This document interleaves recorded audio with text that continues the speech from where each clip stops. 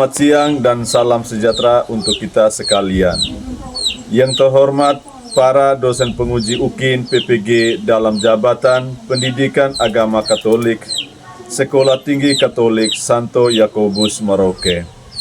Perkenalkan, nama saya Didakus da Silva Pani, Guru Pendidikan Agama Katolik SMK Negeri 1 Nangaroro, Kabupaten Nagekeo, Provinsi Nusa Tenggara Timur, sekaligus mahasiswa PPG dalam jabatan Pendidikan Agama Katolik pada LPTK Sekolah Tinggi Katolik Santo Yakobus Merauke Batch 3 tahun 2025. Pada hari ini, Sabtu tanggal 11 Oktober 2025, saya akan melaksanakan praktek pembelajaran pada kelas 10 SMK Negeri 1 Nangaroro dari pukul 9.30 sampai dengan pukul 11.30 dengan tema pelajaran Suara Hati.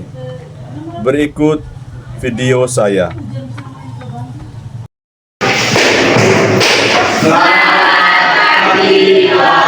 Baik, selamat pagi adik-adik.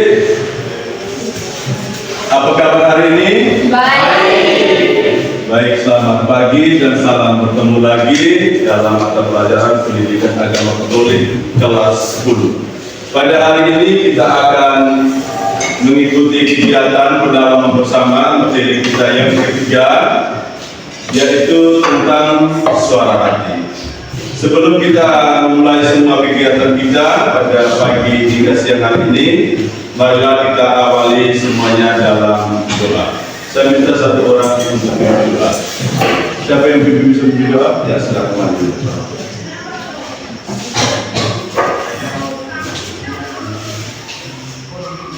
Bapak Guru, teman-teman, mari kita menyiapkan hati dan bantu kita berdoa. Ya. Dalam nama Bapa, Putra, dan Roh Kudus. Amin. Ya Allah, Bapa Surga. Baik, sebelumnya Ibu akan mengambil absen dulu kehadiran teman-teman pada pagi hari ini. Anastasia Pongaranga, Elizabeth Bude, Femiliana Memi, Hermanus Manggo Buddha, Ignatius Daepeto.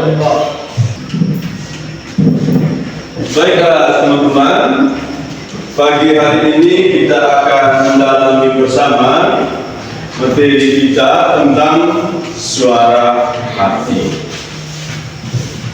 Adapun tujuan pembelajaran dari materi kita hari ini tentang suara hati, ada 3 tujuan untuk teman-teman kita dalami bersama. Yang pertama, tujuan yang pertama, peserta didik mampu memahami peran dan fungsi suara hati. Yang kedua, nanti bisa baca, bersyukur pada Allah atas karunia suara hati.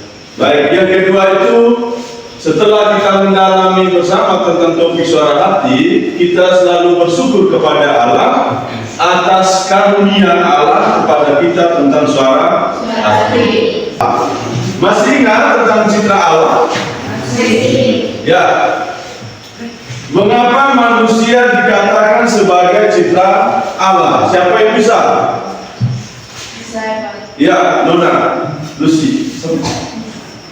Ya, saya. Manusia diciptakan sebagai ciptaan Allah, karena Allah menciptakan manusia menurut rupa dan rupa Allah. Ya, manusia dikatakan sebagai citra Allah karena manusia diciptakan oleh Allah itu dengan mengambil gambar dan rupa Allah sendiri. Masih ada yang lain? Saya, Pak. Ya, silakan Putih. Manusia diciptakan oleh Allah dengan akal budi dan hati nurani. Baik. Yang kedua itu manusia dikatakan citra Allah karena manusia diciptakan oleh Allah itu dengan akal budi dan hati nurani. Nah, teman-teman, untuk kita mendalami lebih jauh tema tentang suara hati ini, teman-teman saya minta untuk mendengar dan membacakan cerita. Cerita ini tentang pemimpin yang punya nurani. Baik, sebelumnya saya akan membagikan cerita ini untuk kita refleksi bersama.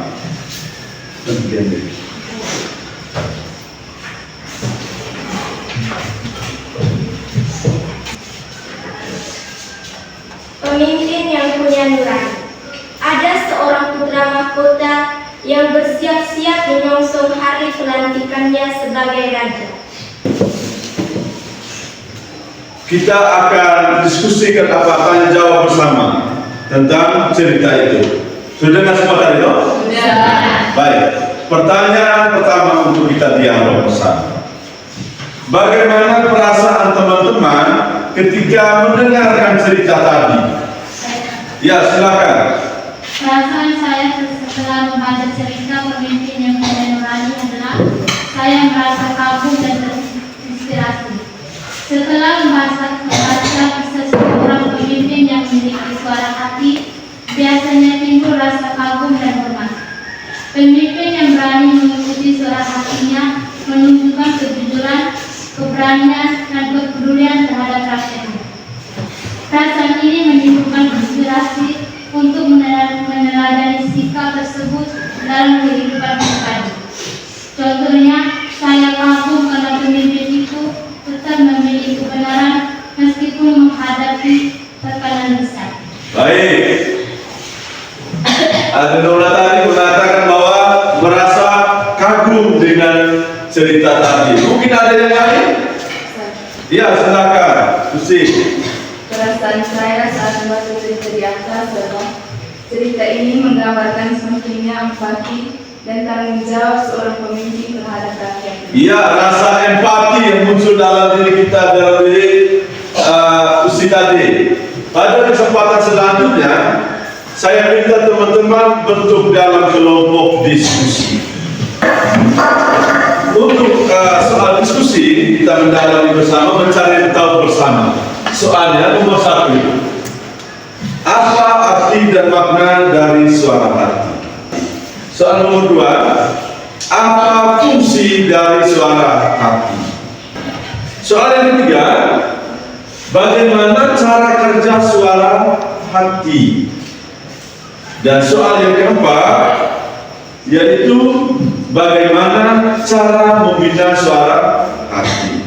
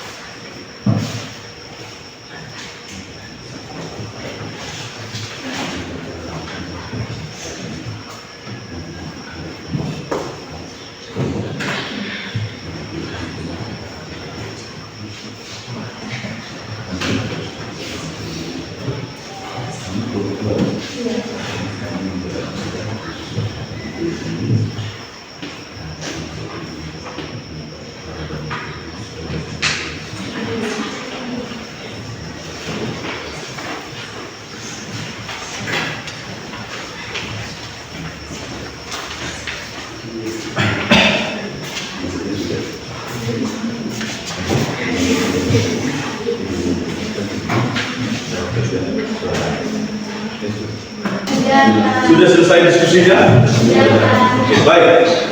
Masih semangat? Masih. Masih semangat? Masih. Kalau masih semangat, kita berdiri dulu. Kita buat tepuk semangat untuk kita bersama. Tahu tepuk semangat? Tahu. Oke, sekarang kita buat itu semua. Tepuk semangat.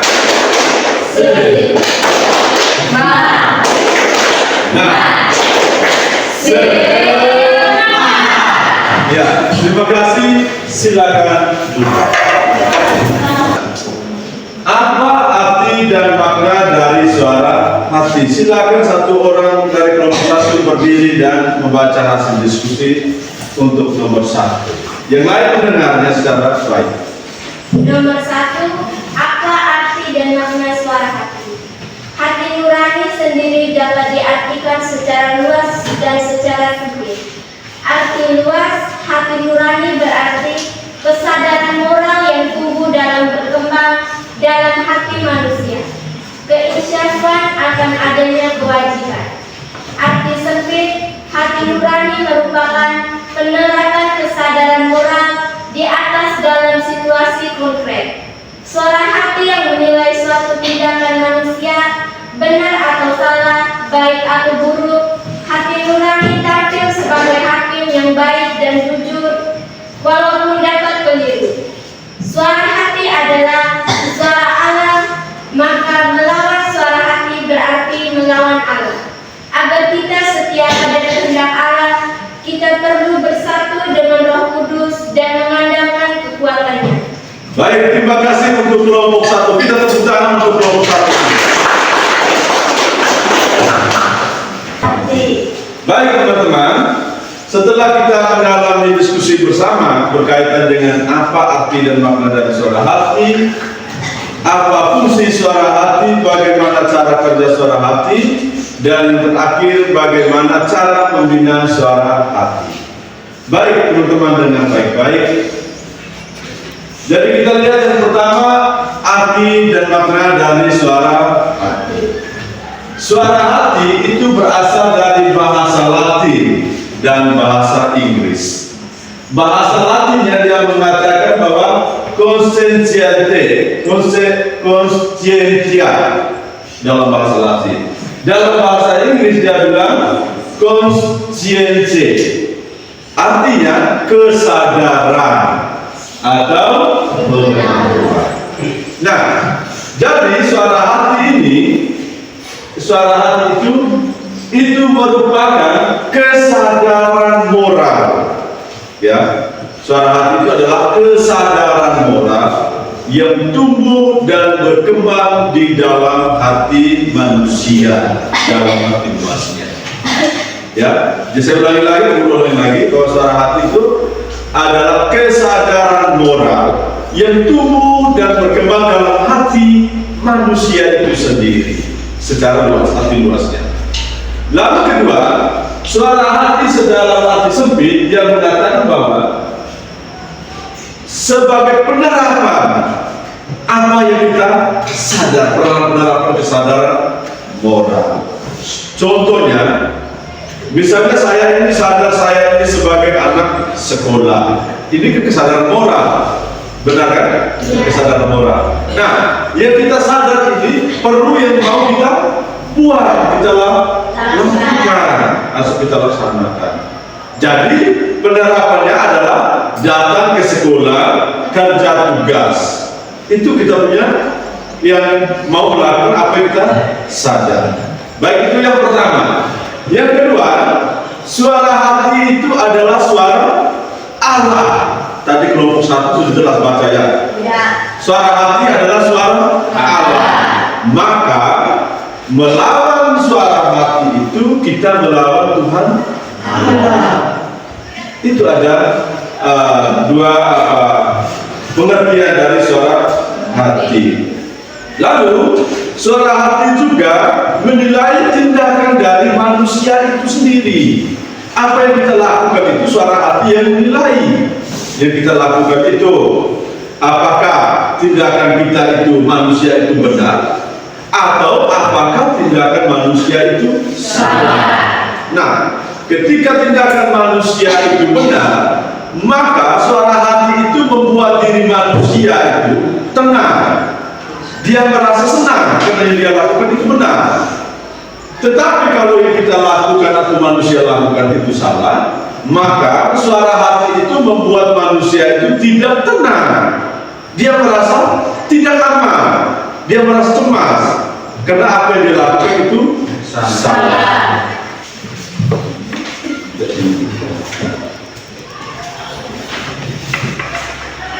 Baik, saya persilakan teman-teman untuk membaca surat Rasul Paulus kepada jemaat di Roma bab 2 ayat 14 sampai dengan 16. Sudah satu orang bisa baca, orang saya baca?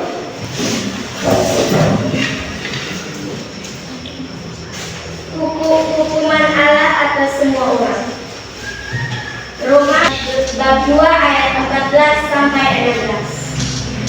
Apabila bangsa-bangsa lain yang tidak memiliki hukum Taurat oleh dorongan diri sendiri melakukan apa yang dituntut hukum Taurat, maka walaupun mereka tidak memiliki hukum Taurat, mereka menjadi hukum Taurat bagi diri mereka sendiri.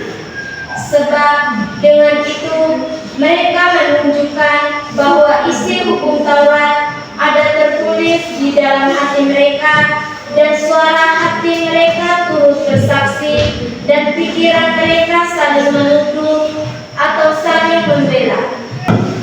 Baik, saya minta teman-teman untuk mendiskusikan bacaan dari surat Paulus ini. Yang pertama, apa arti suara hati menurut kitab suci Roma bab 2 ayat 14 sampai dengan ayat 16. Yang kedua, apa hubungan suara hati dengan Allah dan Roh Kudus? Yang ketiga, apa konsekuensinya bagi kita apabila kita menuruti atau kita tidak menuruti suara hati?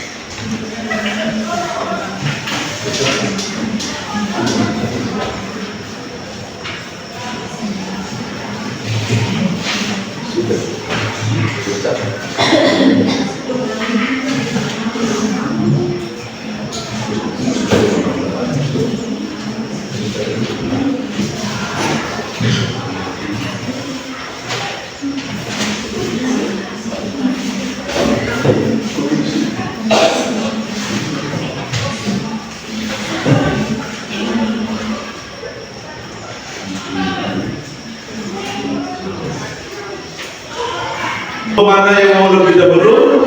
Ya, kita belajar dari kelompok terakhir, kelompok 4 lebih dahulu. Kelompok lain untuk menanggapi atau pertanyaan. Selamat pagi semua. Selamat pagi. Terima kasih atas waktu dan kesempatan yang diberikan kepada kelompok kami. Kelompok kami akan melakukan hasil diskusi. Baik, bisa saya berikan waktu dan kesempatan. Nomor 1, apa arti suara hati menurut teks kitab suci di atas?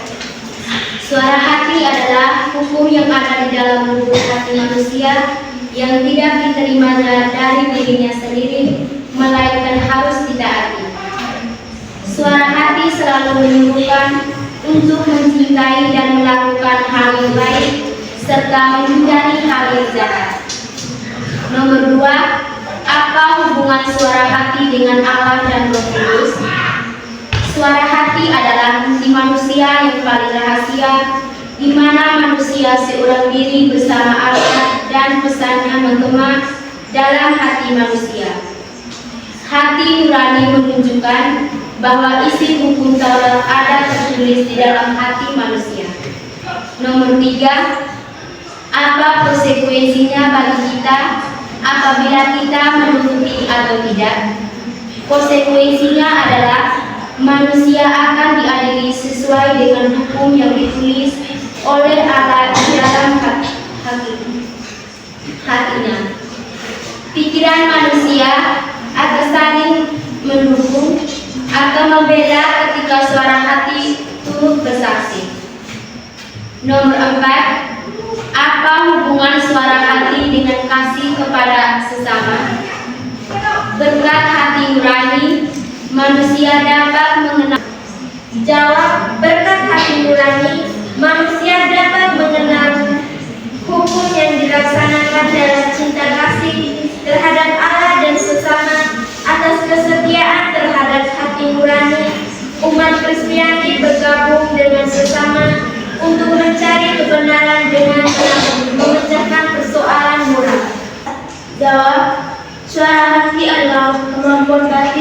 manusia untuk membedakan mana yang baik dan mana yang jahat. Suara hati merupakan hukum moral yang tertulis dalam hati manusia, tempat manusia berdialog dengan Allah. Jawab, suara hati merupakan sarana Allah, terutama Roh Kudus, untuk berbicara dalam diri manusia. Melalui suara hati, Roh Kudus membimbing dan menuntut kita agar hidup sesuai dengan kehendak Allah. Baik, terima kasih. Kita tepuk tangan untuk teman-teman semua yang telah berproses selama diskusi. Tepuk tangan untuk kita sekalian. Baik, teman-teman, setelah teman-teman melakukan hasil diskusi dari kebersamaan bersama dalam kelompok untuk mencari tahu atau mendalami bersama tentang teks kitab suci Roma bab 2 ayat 14 sampai 16. Guru sedikit memberikan 1-2 peneguhan untuk teman-teman ketahui bersama untuk menjadi pegangan bagaimana suara hati itu di dalam kitab suci untuk kita sekalian. Baik, menurut surat Paulus kepada jemaat di Roma mengatakan bahwa suara hati itu adalah kesadaran batin yang dibimbing oleh iman kepada Allah. Fungsi suara hati berkaitan dengan persoalan dalam masyarakat. Nah, teman-teman, dalam masyarakat kita dihadapkan banyak persoalan, banyak sekali persoalan di masyarakat. Kalau di pemerintah ada korupsi, ada nepotisme yang disebut dengan KKN. Di dalam keluarga juga ada kekerasan dalam keluarga. Itu yang persoalan yang kita ketemu di dalam. Nah, dalam situasi seperti itu, suara hati itu berfungsi.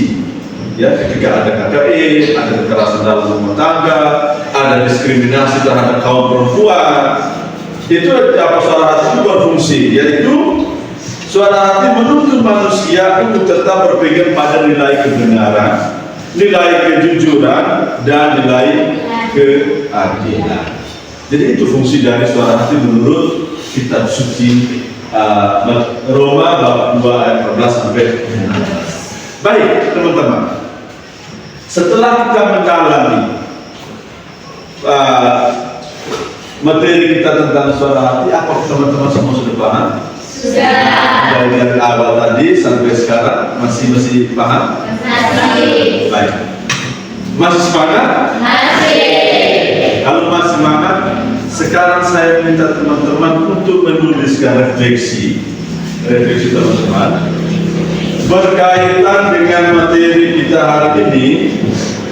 Dan setelah menuliskan, kemudian 1 atau 2 orang menjadi perwakilan kita untuk menyampaikan hasil refleksi di depan kelas. Refleksinya, apa yang saya pelajari hari ini tentang suara?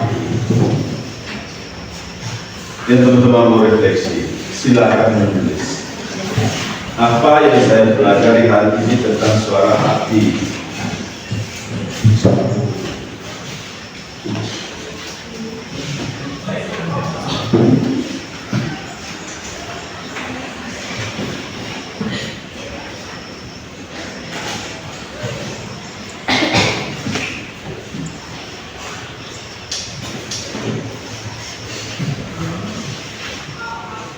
Sudah? Baik, kalau memang sudah selesai menulis, saya minta 1 atau 2 orang untuk membacakan hasil refleksi, menyampaikan hasil refleksi selama kegiatan berkabinet tadi berlangsung sampai yang sekarang ini. Siapa yang mau perwakilan dari teman-teman? Ya, 1 orang, ya, bukan 1 orang putra, 1 orang putri. Yang pertama kita dengar dulu suara dari teman kita yang laki-laki, kan tadi yang banyak pertanyaan. Siap, silakan maju di depan, Pak.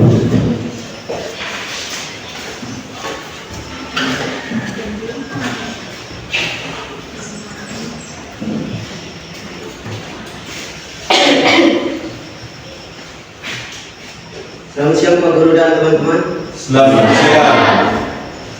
Perasaan saya selama mengikuti pelajaran agama tadi, saya sangat senang. Saya senang bisa belajar materi baru tentang suara hati.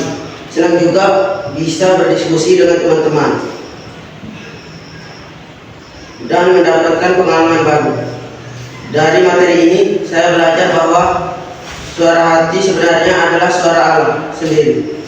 Semoga kita bisa mendengarkan suara hati sebelum bertindak atau mengambil sebuah keputusan. Terima kasih. Baik, kita tepuk tangan untuk terima kasih Anda yang telah menyampaikan. Pada kesempatan ini saya minta teman-teman untuk menuliskan moto hidup teman-teman berkaitan dengan materi yang kita dalami hari ini. Moto hidup dari teman-teman.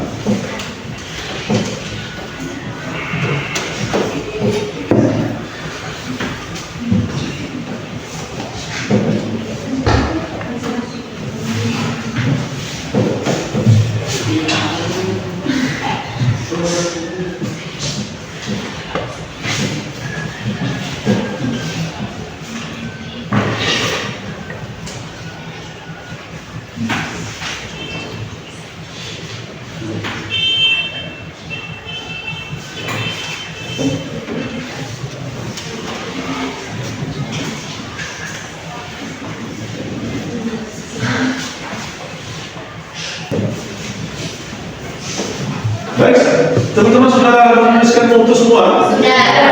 Sudah semua? Sudah. Baik. Eman bisa membaca moto Eman punya kita coba? Ya, berdiri saja. Hidup dipimpin suara hati, hidup penuh makna. Ya, hidup dipimpin oleh suara hati, hidup penuh makna. Buat ini moto itu nanti ikuti apa yang disampaikan oleh moto ya. Siapa lagi? Mau? Ya, benar belakang. Setelah ini siapa tadi? Moto dari saya, suara hati adalah kompas moral, jangan pernah diabaikan.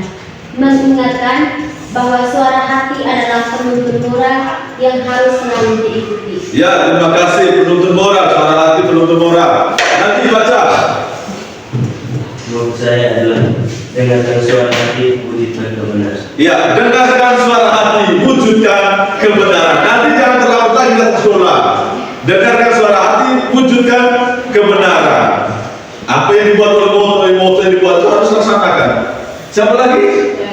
Ya, mana? Kita dulu. Moto dari saya, suara hati adalah sahabat sejati, dengarlah dia. Ya, suara hati sahabat sejati. Dan dia masak. Nanti minggu depan sebelum kita melanjutkan kegiatan kita selanjutnya, kita mengingatkan kembali materi kita hari ini tentang suara hati. Baik, demikian pertemuan kita pada pagi hingga siang ini. Kita mengakhiri semua, saya minta kita bangkit berdiri, satu orang pimpin kita dalam doa penutup kegiatan. Dalam nama Bapa, Bapa dan Putra dan Roh Kudus. Amin. dalam Bapa dalam surga, dan surga kami akan kepadamu, kasih berkat dan perlindunganmu dari kami, yang kegiatan kami tadi bisa berguna bagi kami. Namun yang kudus kami puji kini dan sepanjang masa. Amin. Dalam nama Bapa, Bapa dan Putra dan Roh Kudus. Amin. Baik, terima kasih teman-teman. Dari sini sampai